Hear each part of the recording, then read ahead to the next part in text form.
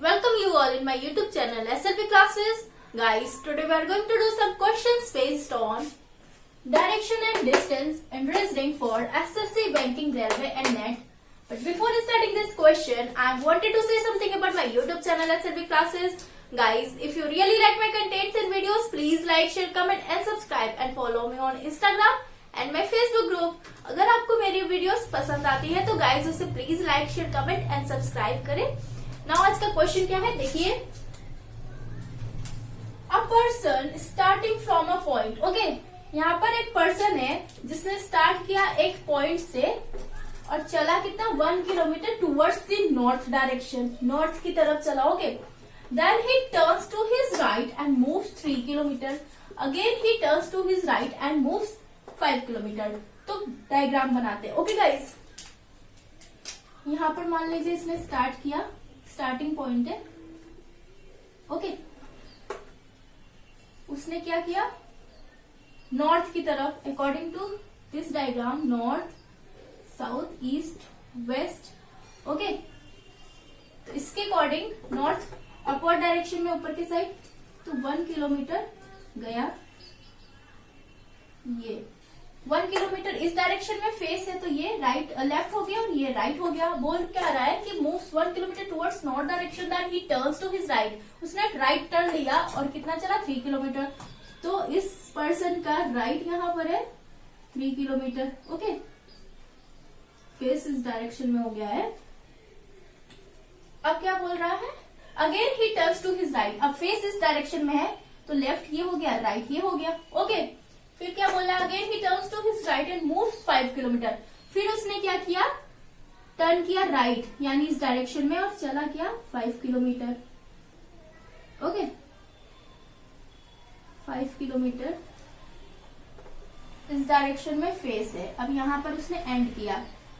समझ में आ रहा है गाइस, ध्यान से देखिए। तो अब बोल रहा है in which direction and how far is he from his starting point. यानी डायरेक्शन तो बताना ही बताना है गाइस, लेकिन साथ में क्या बताना है कि कितना डिस्टेंस से वो है।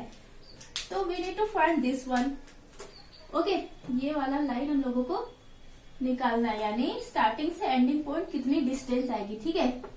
तो यहाँ पर एक चीज देखिए, अगर इन दोनों को मीट कर दे, मिला दे इस पॉइंट पर, तो ये एक रेक्टेंगल है, ठीक है।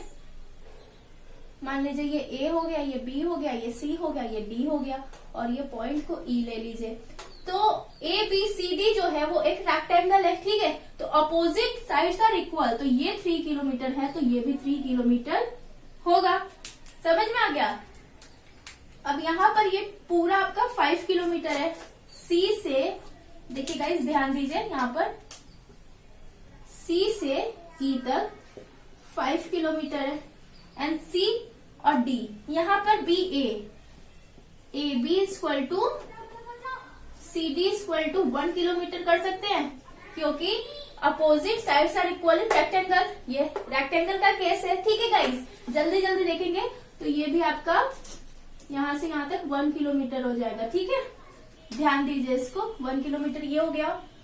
तो अब क्या है, ये पता चल जाएगा, D E equal to CE minus C D.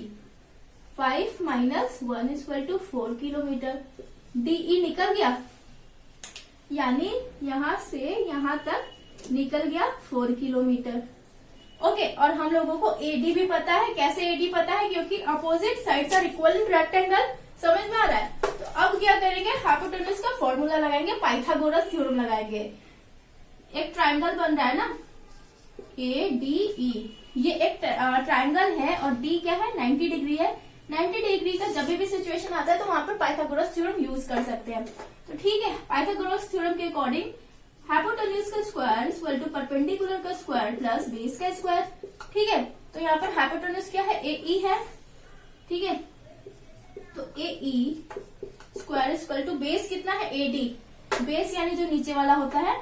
अगर इसको उल्टा कर देंगे ट्रायंगल को तो कैसा बन जाएगा, यहाँ पे ध्यान दीजिए, ये बन गया डी ए और ई